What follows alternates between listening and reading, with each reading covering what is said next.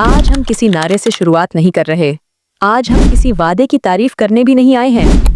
आज हम सीधे उस सवाल पर बात करने आए हैं जो देश की हर आशा और आंगनबाड़ी कार्यकर्ता के मन में है।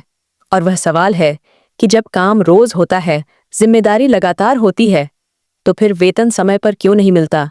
और जब यह सवाल हर साल, हर बजट और हर सरकार के समय उठता है, तो फिर इसका साफ जवाब आज तक क्यों नहीं दिया गया? अगर हम ईमानदारी से देखें तो आशा और आंगनबाड़ी कार्यकर्ता देश की स्वास्थ्य और पोषण व्यवस्था की रीढ़ है। ये कोई औपचारिक बात नहीं है, ये जमीनी सच्चाई है। क्योंकि गर्भवती महिला की पहली जानकारी से लेकर बच्चे के टीकाकरण, पोषण सर्वे, स्वास्थ्य जागरूकता, रिपोर्टिंग और आपात स्थिति में अस्पताल तक पहुंचाने का काम सबसे पहले इन्हीं के हिस्से आता है।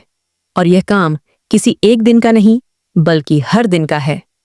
इसके बावजूद आज भी आशा और आंगनबाड़ी कार्यकर्ताओं को नियमित कर्मचारी का दर्जा नहीं मिला है।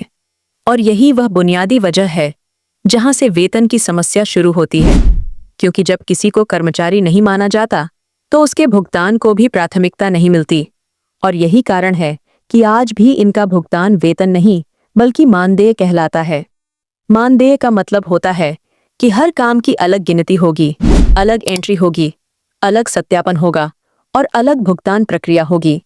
अब जब एक आशा बहन घर घर जाकर गर्भवती महिलाओं की पहचान करती है, बच्चों के टीकाकरण की निगरानी करती है, सर्वे करती है, रिपोर्ट बनाती है, मीटिंग में जाती है और आपात स्थिति में अस्पताल तक मदद करती है, तो यह सब काम अलग अलग मदों में गिना जाता है और हर मद के लिए अलग अलग अप्रूवल की जरूरत होती है। सबसे पहले रिकॉर्ड ग्राम या उपकेंद्र स्तर पर बनता है, फिर वह ब्लॉक स्तर पर जाता है, वहां से जिला स्तर पर सत्यापन होता है और अंत में राज्य स्तर से भुगतान की अनुमति मिलती है।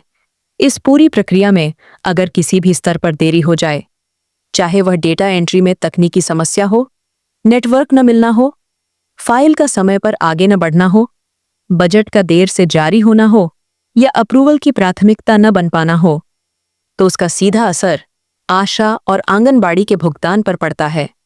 यहाँ एक बहुत जरूरी बात समझनी चाहिए कि ज्यादातर मामलों में भुगतान की देरी काम न होने की वजह से नहीं होती, बल्कि सिस्टम की धीमी गति और जटिल प्रक्रिया की वजह से होती है। लेकिन क्योंकि नीति के स्तर पर आशा और आंगनबाड़ी को आज भी स्वयंसेवक माना जाता है, इसलिए इस देरी को उतनी गंभीरता से नहीं लिया जाता जितनी किसी नियमित कर्मचारी की सैलरी में देरी को लिया जाता। अब अगर हम हालिया बजट और मोदी जी के बयान की बात करें, तो यह सच है कि सरकार की ओर से ये कहा गया है कि आशा और आंगनबाड़ी कार्यकर्ताओं की भूमिका को समझा जा रहा है और उनके लिए सुधार किए जाएंगे। लेकिन सवाल यह नहीं है कि बयान आया या नहीं, सवाल यह है कि उस बयान के बाद जमीनी स्तर पर क्या बदला। अगर हम पिछले बजट दस्तावेजों को देखें, तो कई योजनाओं के लिए आवंटन बढ़ाया गया है, लेकिन उस बढ़े हुए आवंटन का सीधा असर हर कार्यकर्ता के मानदेय तक पहुंचा या नहीं, यह आज भी स्पष्ट नहीं है। क्योंकि कहीं राशि राज्य के स्तर पर रुक जाती है, कहीं प्रक्रिया में अटक जाती है और कहीं प्राथमिकता नहीं बन पाती। ये भी समझना जरूरी है कि आशा और आंगनबाड़ी का भुगतान केंद्र और राज्य दोनों की साझा जिम्मेदारी है। केंद्र दिशा देता है, राज्य अमल करता है, और जब दोनों के बीच समन्वय सही नहीं होता, तो नुकसान सिर्फ कार्यकर्ता को होता है। और यही कारण है कि अलग अलग राज्यों में भुगतान की स्थिति अलग अलग दिखाई देती है।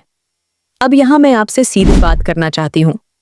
अगर आप इस वीडियो को यहाँ तक देख रही हैं, अगर आपको लगता है कि ये सवाल सिर्फ किसी एक राज्य या एक जगह का नहीं है, बल्कि पूरे देश का है, तो अभी इस वीडियो को लाइक कर दीजिए, चैनल को सब्सक्राइब कर लीजिए और नीचे कमेंट में ज़रूर लिखिए कि आप किस राज्य से हैं और आपको अभी कितना मानदेय मिलता है। क्योंकि आपकी एक पंक्ति की जानकारी इस चर्चा को और मजबूत बनाएगी। अब आगे बढ़ते हैं उस सबसे बड़े सवाल पर, क्या इस बार वेतन बढ़ेगा या नहीं?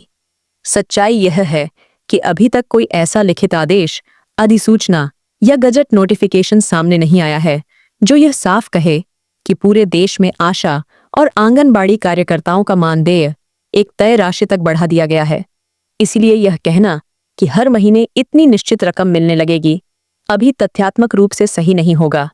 हाँ, यह जरूर कहा जा सकता है कि दबाव बढ़ रहा है, चर्चा तेज है और कई राज्यों में प्रक्रिया चल रही है। लेकिन जब तक लिखित आदेश नहीं आता, तब तक किसी भी बड़े दावे पर भरोसा करना ठीक नहीं है, क्योंकि अफवाहें उम्मीद तो देती हैं, लेकिन बाद में निराशा भी उतनी ही गहरी होती है।